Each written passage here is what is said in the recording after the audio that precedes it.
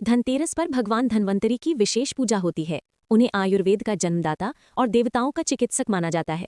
भगवान विष्णु के 24 अवतारों में 12वां अवतार धन्वंतरि कथा। धन्वंतरि के जन्म के संबंध में हमें 3 कथाएं मिलती हैं। समुद्र मंथन से उत्पन्न धन्वंतरि प्रथम। कहते हैं कि भगवान धन्वंतरि की उत्पत्ति समुद्र मंथन से हुई थी।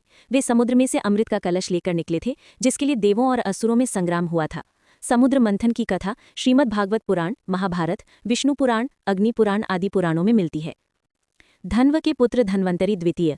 कहते हैं कि काशी के राजवंश में धन्व नाम के एक राजा ने उपासना करके अज्जत देव को प्रसन्न किया और उन्हें वरदान स्वरूप धन्वंतरि नामक पुत्र मिला। इसका उल्लेख ब्रह्मपुराण और विष्णु पुराण में मिलता है। यह समुद्र मंथन से उत्पन्न धन्वंतरि का दूसरा जन्म था। धन्व काशी नगरी के संस्थापक काश के पुत्र थे। वीरभद्रा के पुत्र धन्वंतरि तृतीय। गालव ऋषि जब प्यास से व्याकुल हो वन में भटक रहे थे तो कहीं से घड़े में पानी लेकर जा रही वीरभद्रा नाम की एक कन्या ने उनकी प्यास बुझाई।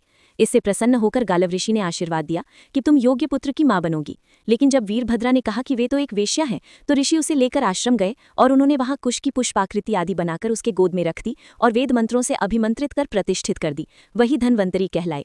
विस्तार। उपरोक्त में से प्रथम 2 कथाएं ज्यादा मान्य हैं। प्रथम कथा के अनुसार देवता एवं दैत्यों के सम्मिलित प्रयास के शांत हो जाने के बाद समुद्र में स्वयं ही मंथन चल रहा था, जिसके चलते भगवान धन्वंतरि हाथ में अमृत का स्वर्ण कलश लेकर प्रकट हुए। विद्वान कहते हैं कि इस दौरान दरअसल कई प्रकार की औषधियां उत्पन्न हुई और उसके बाद अमृत निकला। हालांकि धन्वंतरि वैद्य को आयुर्वेद का जन्मदाता माना जाता है। उन्होंने विश्व भर की वनस्पतियों पर अध्ययन कर उसके अच्छे और बुरे प्रभाव गुण को प्रकट किया। धन्वंतरि के हजारों ग्रंथों में से अब केवल धन्वंतरि संहिता ही पाई जाती है, जो आयुर्वेद का मूल ग्रंथ है। आयुर्वेद के आदि आचार्य सुश्रुत मुनि ने धन्वंतरि जी से ही इस शास्त्र का उपदेश प्राप्त किया था। बाद में चरक आदि ने इस परंपरा को आगे बढ़ाया। कहते हैं कि धन्वंतरि लगभग 7000 ईसा पूर्व हुए थे। वे काशी के राजा महाराज धन्व के पुत्र थे। उन्होंने शल्य शास्त्र पर महत्वपूर्ण गवेषणाएं की थीं। उनके प्रपौत्र देवोदास ने उन्हें परिमार्जित कर सुश्रुत आदि शिष्यों को उपदेश दिए। देवोदास के काल में ही दशराज्य का युद्ध हुआ था। धन्वंतरि के जीवन का सबसे बड़ा वैज्ञानिक प्रयोग अमृत का है। उनके जीवन के साथ अमृत का स्वर्ण कलश जुड़ा है। अमृत निर्माण करने का प्रयोग धन्वंतरि ने स्वर्ण पात्र में ही बताया था। उन्होंने कहा कि जरा मृत्यु के विनाश के लिए ब्रह्मा आदि देवताओं ने सोम नामक अमृत का आविष्कार किया था। धन्वंतरि आदि आयुर्वेदाचार्यों अनुसार 100 प्रकार की मृत्यु हैं, उनमें एक ही काल मृत्यु है। शेष अकाल मृत्यु रोकने के प्रयास ही आयुर्वेद निदान और चिकित्सा हैं। आयु के न्यूनाधिक्य की एक माप धन्वंतरि ने बताई है। धनतेरस के दिन उनका जन्म हुआ था।